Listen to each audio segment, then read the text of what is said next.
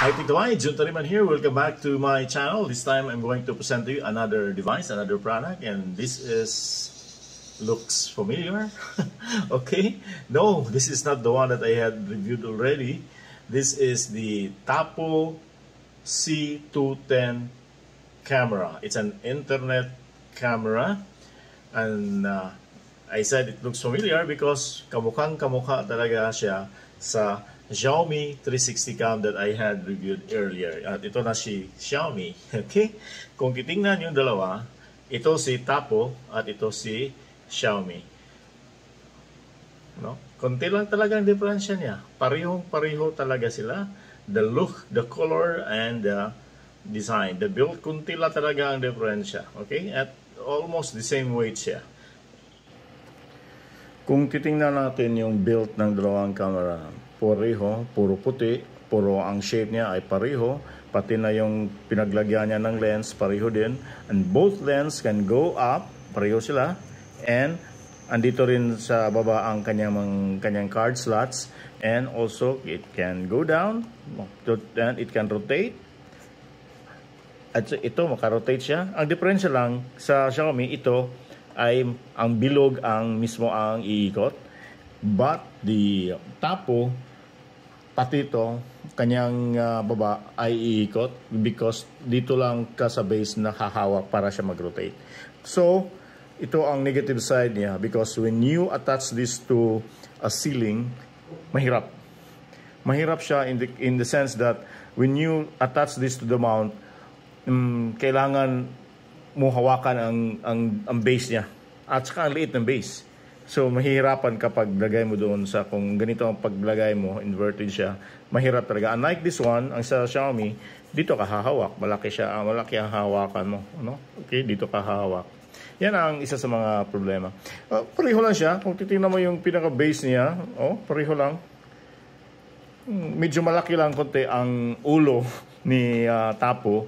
Tapo C220 is made by or this is the product from TP-Link. Ang alam niyo naman kung ano yung TP-Link.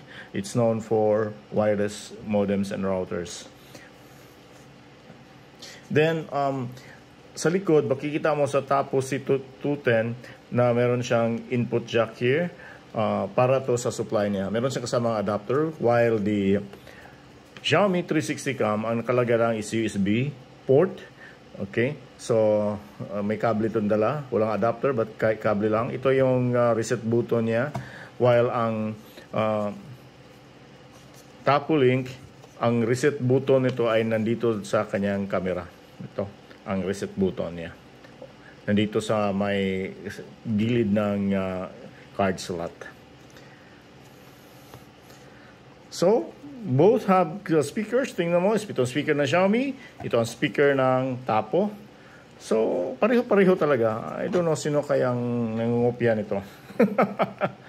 Itong laman ng box for the Tapo camera, the camera itself. Then, it has an adapter. Nice one. And it has a mounting or a mount plus mga screws dito. And a mount guide para sa pagdrill ng screw, and a quick start guide. So madali lang ang pag-install ng app. You just scan the QR codes on the manual, then open in browser, then you will lead to Google Play, and you can see there the TP-Link Tapo app. Click install, then open. Agree. Then you have to create your own account. My account is already activated, so I'll log in. So I'll have to tap the add button para ma-add natin ang camera. Then we have to select the model. This is Tapo C210. You tap the Tapo C210. Then so naka red and green na yung camera natin. So naka red na siya. At saka nag-on na rin yung mga infrared sensors niya. Makikita niyo yung dalawa sa gilid na mga lights na red. So the pilot light now is color red. It means it's starting up, so nakasolid red siya. Now it's blinking. Ang ibig sabihin niyan, naka-blink siya, red and green is it's ready for setup.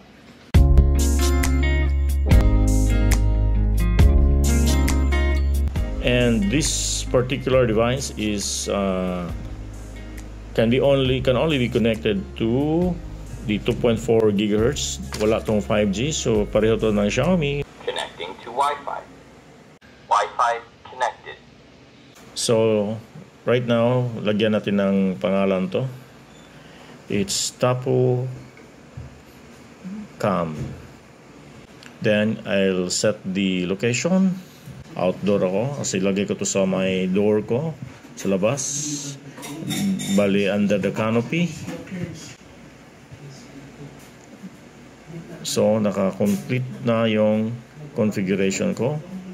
Sabi dito, kailangan ako maglagay ng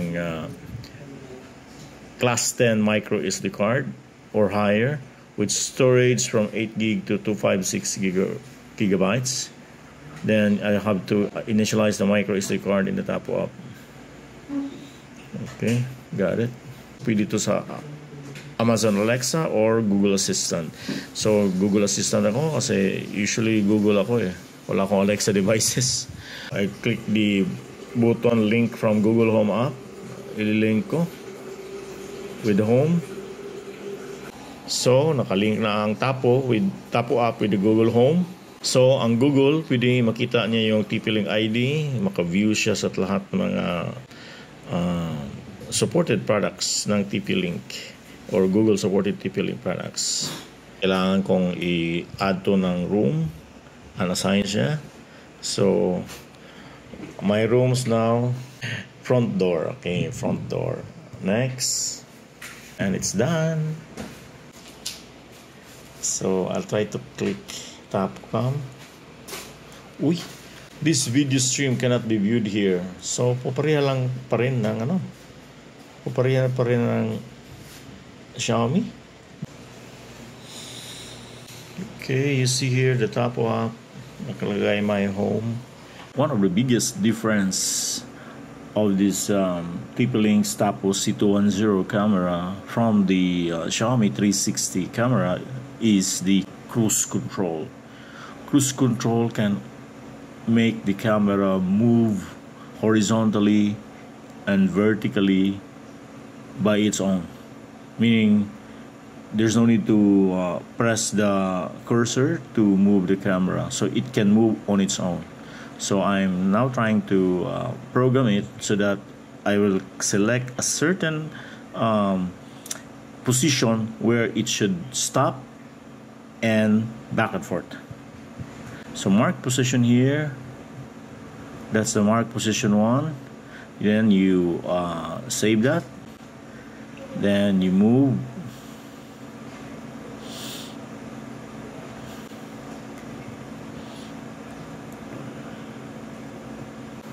So you can mark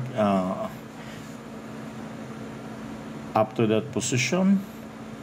So that's the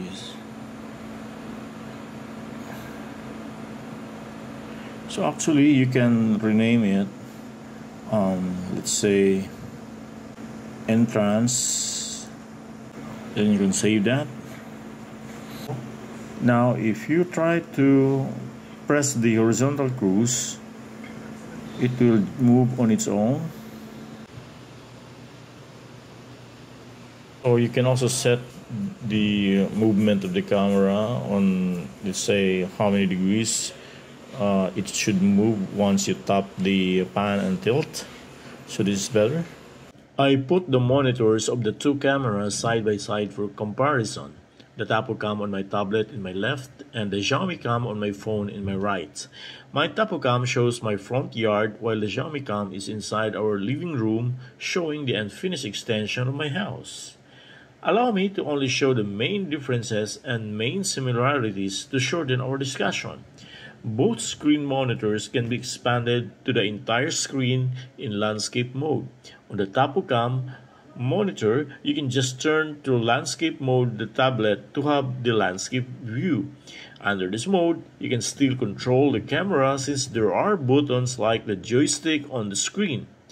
One of the main advantages of TapoCam app is its ability to display up to 32 cameras in a set of 4 per screen. Makikita mo rin dito sa TapoCam na meron siyang ganitong grid. Itong grid na ito, you can actually split the screen into 4. Kung pipindutin mo yan, mag-aapat yan. So kung may marami kang TapoCam, you can put several cams here. Actually, each screen has 4, then you can make it into 8. So kung you swipe that, so nasa second set ka na ng mga cameras mo, hanggang 8 yan. So there are 32 slots. Marami siya. While you compare that with Micam, isa lang talaga, no? Ay yung app niya. I do not know yet kung maglagay ako ng second cam, mag-split pa siya dito. Wala pa kasi kung Xiaomi cam na pangalawa. But I believe so na hindi. Kasi wala naman preparation, unlike the TapoCam na talagang nakaprepare siya. Di ba? You see? So ito ang maganda sa TapoCam because you can monitor as much as 32 cameras at the same time. Aside from that, you can swipe to the second camera, third camera, up to the 32nd cameras. Both apps can control the cameras on screen. However, Xiaomi is better than Tapo in controlling the camera on screen. If you pinch the screen, okay, nagzo-zoom in siya, okay, nagzo-zoom in, but you cannot move left or right horizontal. Pwede mo siya i-zoom in, zoom out sa touch screen. You can pinch the screen but hindi mo siya pan or tilt ang camera. Unlike the Micam, you can zoom, you can change the direction, pan left or pan right. Okay, so pwede siya. You see? Then you can also tilt up. So without using any cursor, pwede mo magamit siya, no? For yung screen mismo, yung touch screen niya. Pwede kayo adjust dito ng position ng camera without using this cursor. Going back to cruise control, the TapoCam is on the advantage. If you press the entrance, dyan lang siya sa entrance yung setting ko. If I set an old door, doon sa nilagyan ng camera, yung pinto ko. And you can, if you set on front, then dito siya sa front, makikita mo. Okay? So, parang ganoon siya. So, nakaset na yan. Dito naman sa kabila, actually sa Micam, you cannot do that. Wala siyang cruise features. You have to do it manually or yung sa screen na. Okay? The Tapo C210 is an upgrade of the C200. Both have the same look and size, but just differ on the storage capacity and the camera resolution. Malaki ang storage sa 210 na nasa 256 gigabytes na yung magagamit mo na micro SD card, while yung C200 is hanggang 128 gigabytes lang siya. Then second difference is yung camera. Ito ang biggest difference ng dalawa. The C200 is only 2 megapixels, which is also the same with the Xiaomi Cam, 210 megapixels. Pero yung C210, yung camera niya is 3 megapixels. So mas namang ito kaysa Xiaomi camera. Okay? Yun ang isang malaking difference ng dalawang camera na ito. Both cameras you can speak through the camera because there's a two-way communication system. If you want to speak, for example, here in Micam, you just press this button and you can hear the feedback. Then if you want to speak in here, bumalik ka doon sa TapoCam, you can press talk and hold to talk. So, mayroon na, nag-feedback siya. So, ganoon, the same, pareho siya. Sa Xiaomi Cam, kung gusto mong mag-playback yung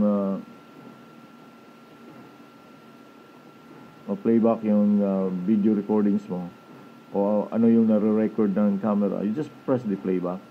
So, makikita mo dyan kung ano yung nare-record niya. So, there's a timeline here. Or you can set the you can check all the videos here. May nakalagay dito sa baba na all playback videos. So, makikita mo dyan may mga times na anong oras siya nagre-record. So, you can actually view that. Makikita mo yan. So, let's say yun. Nasa-save ko. Lahat nandyan. Oh. So yun, so you can choose and take note, there's a time so from 2 o'clock in the morning to 2:01 in the morning, 2:02. So every minute nagre-record siya. Okay? Then naka-loop lang naman actually ang recording nito. So you don't be worrying about the storage because both cameras are capable of loop recording. So nagro-rotate lang yan ang recording niya. So kung wala kang titingnan, ma-delete siya after several days, babalik naman siya sa uno, then ma-overwrite niya yung old na files na nire-record niya. So yun, malaki ang diferensya sa surveillance ng Xiaomi at saka ng Tapo. Okay?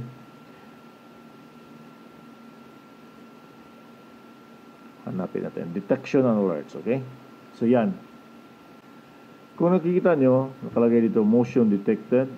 Ang Tapo, you can change the detection zone. So, kung gusto mo, may nakalagay dito na red. Ang zone, yung red na yan is a zone. So, kung gusto mo yung i-expand, you drag down the... Ito muna. Yun. Okay. So, you drag down the red zone para buong area cover. Kung ayaw mo na ma-detect yung iba dyan, unnecessary, hindi mo kailangan, para ma-reduce yung number of detection mo kasi ibang bahay na yan. Pwede gawin mo dito. So hanggang dito lang yung detection ng camera, hindi siya ng sensor ng camera, hindi siya abot sa taas pa. So kung merong activities diyan, hindi niya ma-detect. Kung may dadaan na sasakyan diyan kasi main road ng subdivision namin yan. So kung may dadaan na sasakyan diyan, hindi niya ma-detect ng camera. So hanggang diyan na. Okay, then you record that. And you can also set the motion sensitivity low, normal, high. I set that into low. And by the way, the camera has sensors that can also detect audio sound through its microphone. So kahit na ingay ng gate sa kapitbahay ko dito, sa adjacent ko, maririnig ng camera and it will trigger notification sa iyo. Okay? It will trigger detection actually. Unlike the Xiaomi Cam, the Tapo C210 Cam only registers motion detection. In Xiaomi Cam, there's motion detection and persons detected. The latter is more specific that a person was seen by the camera, not just only motion. This way, you can immediately distinguish intrusion. Ito, person detected. Ako yan, sorry, nakahubad. So, yun ang pagkakaiba ng Xiaomi. At this is very useful because you can distinguish between just emotion detection and actual person detection. So yun ang napakaganda ng Xiaomi Cam. Dito sa Tapo camera, wala siyang person detection. Meron lang siyang camera alarm. Okay? If you turn on the camera alarm, yung camera mag-alert siya. So it will alert a sound, a siren sound, at the same time iilaw yung LED light niya sa camera. So may alarm siya and the light will also blink. Kung nakikita nyo, yung green na pilot light nagiging clear light lang siya. So pag mag-alarm siya, ganun ang mangyayari sa kanya. Although yung LED light niya sa camera maliit lang, no? Maliit lang siya. So hindi siya masyado nakakaliwanag doon sa area niya. But the sound is siren, hindi masyado malakas yung siren niya. But still, it can catch your attention.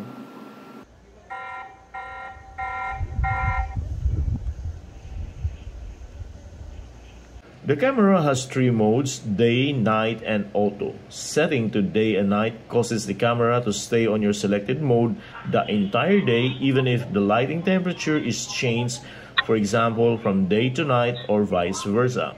I prefer setting the camera mode to day the entire day because it retains the color even at night. If you set at night mode, the video is black and white. Therefore, you can't identify colors. You need to know colors, especially for person's clothes during intrusion. If you set the camera at auto mode, if it was able to focus on dark area, the camera will set to nighttime automatically and will not return to day mode during nighttime. It will set to day mode as soon as it catches enough light from the sun. Here's the summary of the differences between the Tapo C210 and Xiaomi 360 cameras. When it comes to camera resolution, lamang ang Tapo dahil meron siyang 3 megapixels camera compared to the 2 megapixels of Xiaomi. For the memory capacity, lamang pa rin si Tapo. It can use 256 gigabytes micro SD card. When it comes to controlling the camera on screen, the Tapo C210 can only use zoom in and out, while the Xiaomi 360 can also use the zoom in and out, plus you can pan and tilt the camera using the touch screen. When it comes to up-screen monitors, lamang na lamang ang Tapo because it has up to 32 cameras that it can monitor, while the Xiaomi so far isang camera lang meron. When it comes to camera movement, lamang rin si Tapo because aside from the joystick, it has cruise control. The Tapo Cam is powered by a 9-volt 0.6 ampere power adapter, while the Xiaomi can be powered by any USB charger or USB port. There were times the Tapo camera was offline and I had to restart the unit to reconnect to the network. I tried transferring the camera at lower elevation from the canopy of my house front door down to the window, and it was better.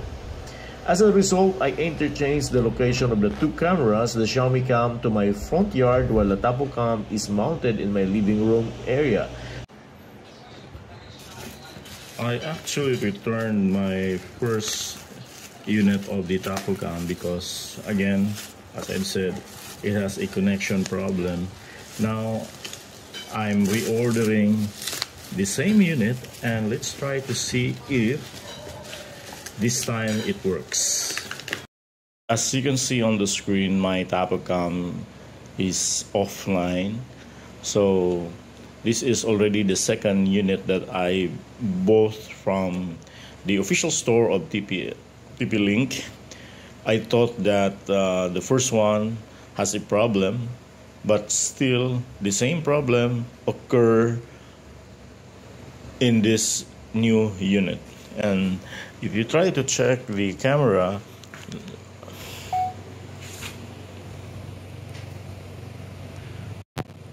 you can see there that it's color amber, and that means actually it is not connecting or connected to the net, and my Wi-Fi router is just about 3 to 5 meters from the location of this camera. That's my router at home.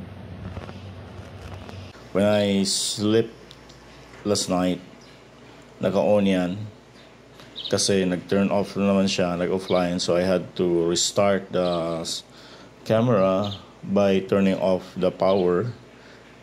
Nakapagising ko, yun, offline na naman siya. Then I'm trying to observe kung babalik siya o hindi on its own, because based on my experience on the previous unit na sinuli ko, hindi siya babalik. Hindi siya kusang babalik. You have to reset the camera manually. Ito turn off mo talaga siya. kahit paano pang gagawin mo, kahit mag-restart ka pa dito, mag-refresh ka sa screen, tingnan nyo, nag-refresh, hindi yan babalik, hindi yan magre-reconnect sa network. It's green, naka-steady green ang color niya.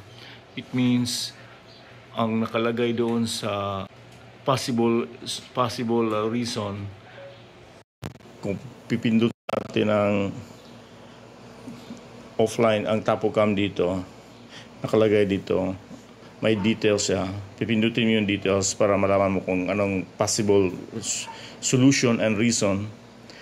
Nasa baba, nakalagay, if the LED is solid green or solid amber, there are 3 instances. You have to be sure na yung router natin ay may internet access. Meron naman.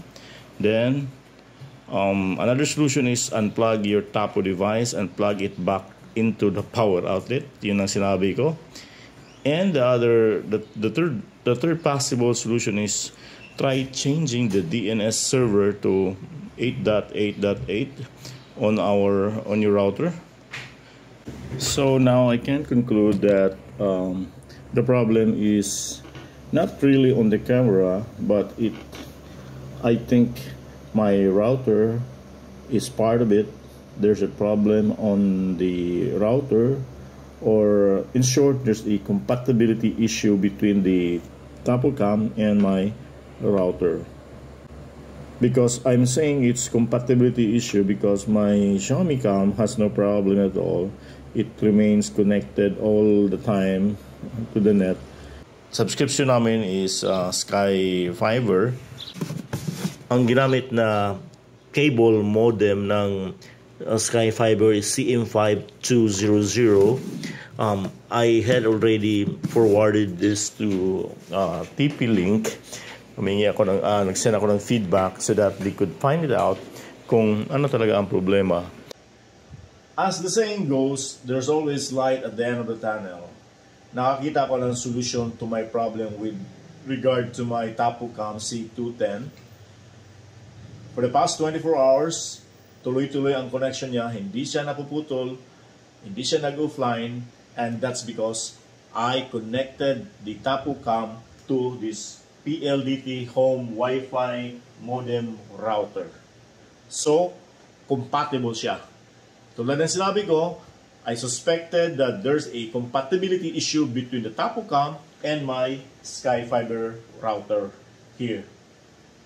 So, hindi siya akma ang dalawa, kaya palaging napuputol ang Tapocam when it was connected before sa Sky Fiber ko. So, nasa inyo ngayon ang desisyon kung ano ang gusto nyo bibilhin, Tapocam ba or Xiaomi Cam. The Tapo C210 is lamang na lamang siya with regard to technical specs and technical features over the Xiaomi Cam.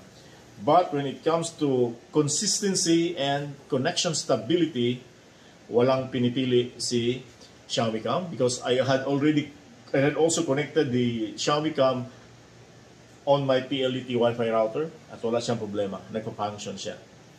So it's up to you to decide whether to buy the Tapocam, or if you have a good router in your home, then you can use the Tapocam. Lamang na lamang siya sa features over the Xiaomi Cam. So that's it.